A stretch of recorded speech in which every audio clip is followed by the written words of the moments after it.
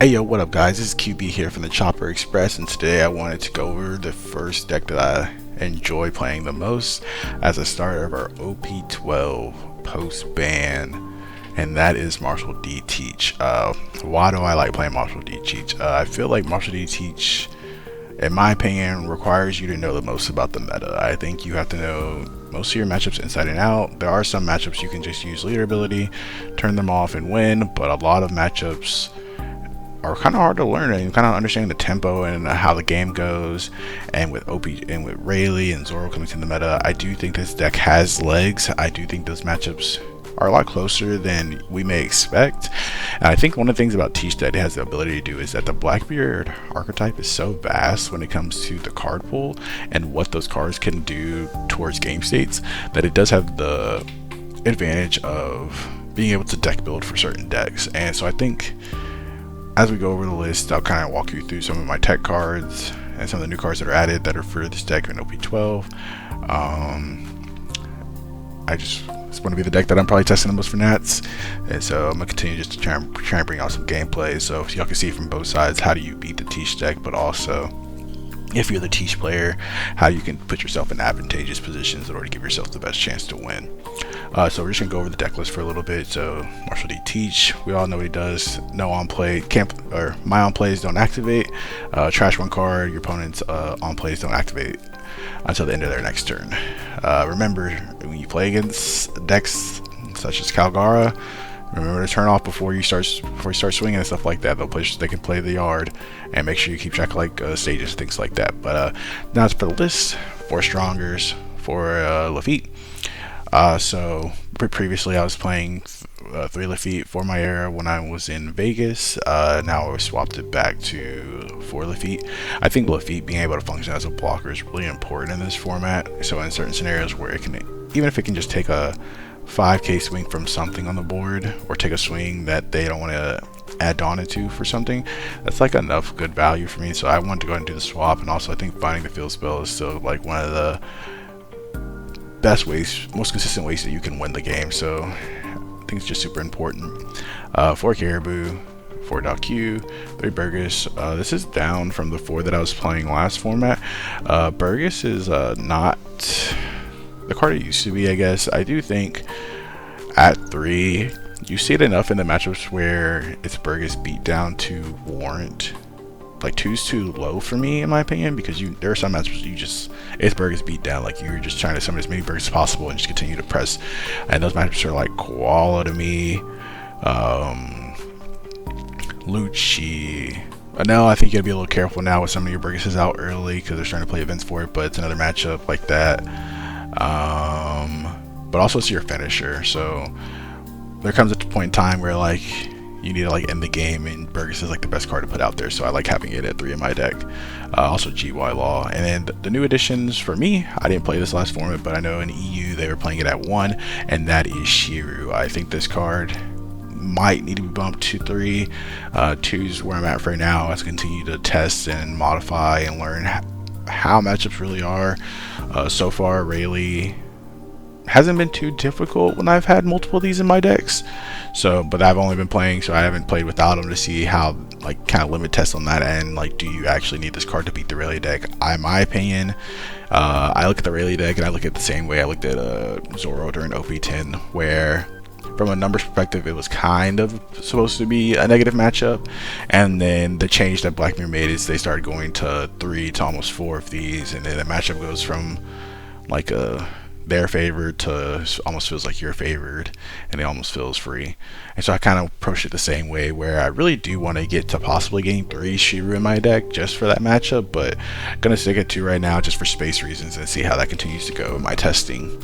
San Juan Wolf, I think this is the best blocker now. I think with the Sakazuki becoming unbanned, Kuzan becoming a deck again, this card starts to have the importance of this card being able to stick on the board, and you can stick this next to something to play around Gravity Blade, or force your opponent to have more reduction to play around Sword. I think this card's really powerful in protecting your board, and then function to get free blocks and save you card advantage in the game, but also just being able to turn it is really important. For Van Auger, for Kuzan, there's really nothing to say about these two. They're really probably one of the more support cards in the game. Kuzan 6 costs. You have, I think this card's really important in terms of the Zoro and the Rayleigh matchup. I think that in those matchups, being able to flow back into Kuzan to get extra value, and being able in the Zoro matchup to leave up 2 Dawn along with this to bring back Kuzan or bring back Burgess in order to finish the game is really good. And then from there you have 7 cost Teach. I was at 3 at the end of the format, but with UPB not being as popular, I think this card you can kind of cut down to 2. And I think versus Zoro and Rayleigh, I don't know how important this card really is. It can come up, but it doesn't. I don't think it's really the difference between you winning and losing the game at the end of the day. I decided to play 3 10 cost Teach. Previously, when you look at the East, they were kind of got it down to 2. I think my problem with only playing 2 is that we have an influx of Anel and Bonnie that may be coming back into the meta.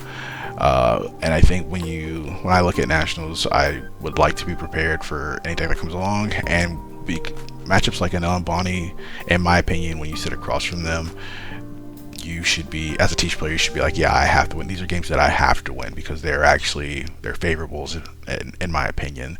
And I think the less Teaches you play, the more variance you have to actually lose those type of games.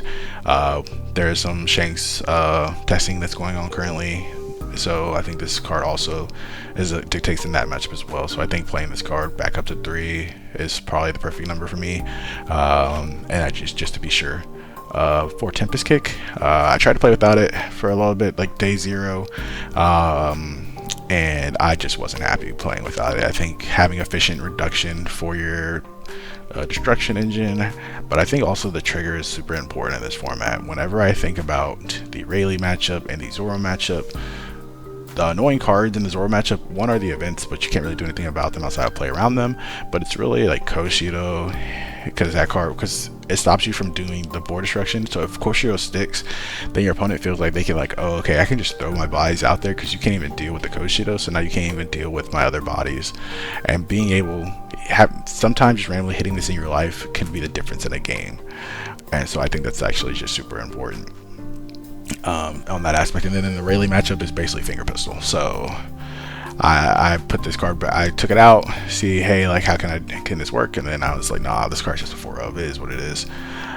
3 my era, already talked about it. Probably, I think 11 starters is good enough. It's pretty consistent. I think it's like 72% to see a starter within your opening hand. I think that's one of the benefits of playing Teach. You just have that mathematical side, that math on your side, and you just continue to play towards that aspect. The new addition for OP12 is really for Zoro specifically.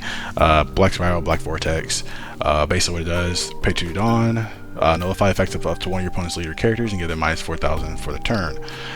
Really good against Zoro. If they try and trade into a body, they can't restand. It's also minus 4, so if they try to use the event, it's still static, so you can win it. So you're just getting double the value on that card. And as long as you, so kind of if you leave up 2 Dawn, your opponent kind of just has to respect it and kind of swing like half-heartedly and try and continue to develop. So you can kind of try and slow the game down to that aspect if you can get this card. 1 black hole. This is more of just like a comfortability thing. I think, and I like to build my list in the aspect of nationals. And being prepared for like any given situation. And I know one black hole may or may not change the game. It could just be the 3rd Shiru, which is what I'm really thinking of. But I personally, I just would hate to queue into a Sanji player or the Mirror and not have this card in my deck and lose to those matchups because of that, especially Sanji. I think you probably still could lose, but you probably, and I think it's an unfavorable matchup, but I think having 1 black hole, there's a chance it could be the difference. But I haven't really tested that matchup enough to really know if it really matters or not. And there may be a chance that if the Mirror is just not prevalent coming out of Florida, then you just say no black holes, 3 Shiru, and just say, yeah, I'm just going to target Zoro and Rayleigh and play my other favorables and call it a day. And then 4 stages, there's nothing really to say about this card. You got to play 4. Most helps with consistency. The aspect of the deck that's really good. And so let's go in. And from here, this is the list. Now we're going to go into the matchup that I had earlier today playing against Zoro. So I'm told to go first by the Zoro player. My hand is Lafayette, Daku, Myra, Teach, and Burgess. I go ahead and start with Lafitte. Like I said earlier, if he doesn't open a 1-drop that's like actually good, my Lafitte may function as a blocker on this turn, and I'll be happy with that. This is unfortunate, but I see both my vortexes. So now in my head, I either grab the vortex now, have a dead card for the whole game, or I grab stage and just say, hey, I'll cycle through my deck and find the vortexes. So make sure I cycle the vortexes to the top. Maybe I should have put the second vortex to the bottom, just in case if I don't hit it in a cycle, then it'll be my next cycle. The odds of it being my next cycle are a lot higher. But I go ahead and just cycle, and sorry guys, I had just woken up from a nap, so I do something very crazy. Go ahead and just grab an auger right here, but I just pass my turn after this. I just forget to swing, but it's all good. Continue just to play. He doesn't have 4-down play. He decides to go just 8-8, which is fine. And I go ahead and just cycle this on 1. We're never going to play this card out of my hand. We just want the option in my grave. I maybe should have just cycled the Van Augur though, just to get out of the hand. And then cycled one of the dog cues for my leader ability. Keep this on 1 in my hand because I think if you can stack up blockers in the later part of the game, that really helps as well. So that's something I would have changed from this aspect. From here, I'm going to turn them off. You don't want to get Tashigi rested and popped. And right here, I'm kind of like, dang, like he's going to be able to set up. He's going to be able to set up a 5 cost, so I'm not going to have an out, but this is why we play forward Tempest Kick. I get lucky, hit Tempest Kick, hit the Koshido. I don't have any 2Ks. Maybe if I had a 2K, maybe I would have guarded. But now the game has kind of like flipped back into my favor, in my opinion. I'm feeling kind of good, so I go ahead and just am able to like go for the pop strategy now. And once you kind of get to this point, I feel like, so I'll go ahead and pop my Kuzan, get my Van Augur, go ahead and pop the Cavendish. And I feel like once you get to this point, I feel like the Zoro player has a hard time continuing to play for the board or play minions onto the board, because if you just continue to control, if they don't swing big enough, then like they kind of can't kill you. So I decided to just say, okay, this is how I'm going to play the game.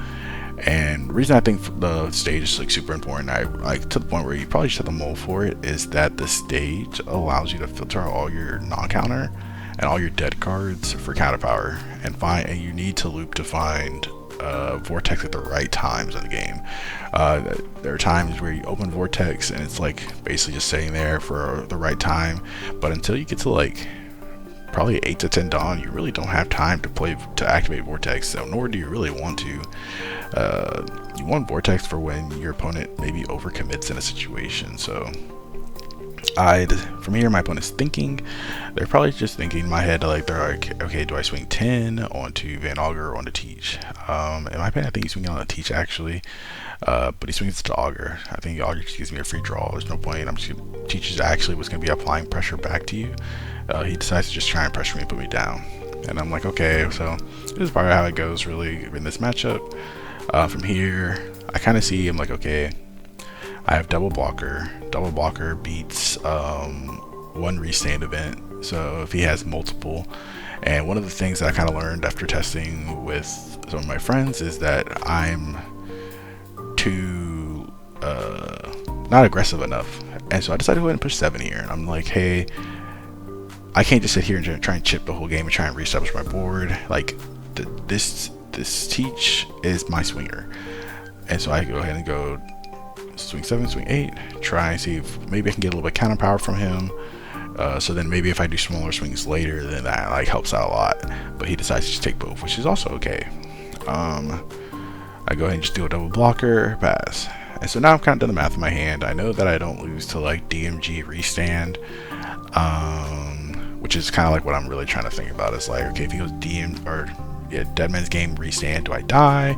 All right, no. Okay, if he goes, he needs 2 events to beat me. That's 9-9. I beat that, so that's okay. And so what I'm really thinking here is, I just gotta survive. I'm like, I think the scary thing is like, it kind of looks like there's only a couple more turns left in the game where like, oh, I might die this next turn, but it kind of just depends on what he decides to do and how much does he decide to commit to swinging big or not. And that's kind of, I think, part of still learning from people learning on the Zoro side too, is like, what do you really swing? Do you just try and push me out of the game, or do you try and continue to establish? And what's the plan? But he decides to go dead men's games, rest both my blockers, and he's gonna decide just to trade over my Caribou at least to like get that blocker out the way. And then, so to me, and this is the thing I'm still getting used to, he leaves in 3 Dawn. My inference is that he has the restand event, and so I'm like, okay, like I'll take this life, go to 0. He has a restand event. There's no point in wasting. But he has Luna, and so that's a card I'm still adjusting to right now, and I think that card really hurts. It really helps them in their favor, because now they're able to stall the game an extra turn. That's another turn I don't get to get more swings in. And so, but I think that's also, you know, just something we adjust to and we continue to play through. So I'm going to get the Lafayette on the board, and what I'm really thinking is I'm looking for the 5-cost Kuzan. I know I have Sandworm Wolf in my trash. I have a lot of counter power, and I can do the double blocker thing again and say, hey, like you need, boom, boom, you need 2 events, I believe. I believe it's one, maybe it's 1 or 2 events. I don't know. Because what if he swings, I block. He restands, he swings. I block, and then he needs to restand event to swing 1 more time. So I'm like, okay, so this only needs 1 restand event. I look at my hand. I can beat 12. I think I exactly can get to 13. So it's like, okay, restand event doesn't beat me there, but doesn't beat me here. Go ahead and just turn them off and say, okay. So from here, it's like, what is he at 2? I beat DMG. I beat restand event. Not sure what really the outs are at this point, so I know I'm living. Unless somebody has another card that I maybe not thinking of, I'm like pretty sure I'm living this turn. And so it's like, okay, hopefully he decides to develop this turn, because he can see like, hey, like the odds of him dying are kind of low. I've been really keeping track of what I've been searching, but I'm kind of just thinking, all right, how do I either make it out of here just keeping my cards in my hand, or use both my blockers? And then, so they're trying to learn this wing. I think that's kind of what it comes down to the Zoro matchup. I know right now that like I should be getting pretty close back to the Black Vortexes. They were my first search. I'm kind of trying to do the math, but it seems so hard sometimes. Sometimes you're just not paying full attention. And he does another DMG, and I'm like, all right, cool. This pushes 11. Then he pushes 11 at my blocker, which is really good on his end because it keeps me from clapping back for game. So I think he's just deciding where to swing. So I'm doing the math just in case. Can't get out of it. And I'm like, okay, so he goes and pushes 11. And I go and just counter out here. And I should have pitched Van Augur here instead of Shiru, just in case he tries to put a little weenie blocker up on the following turn if I try to kill him. And so here I know that I either have to kill him or I have to find Black Vortex. And one of the habits I've learned to have to get into is that, hey, let me test to see if I can kill him. Because you don't want the game to extend if you don't have to keep extending the game. And so I go ahead and decide to just go ahead and push 7. I know I'm going to have a lot of down to work with.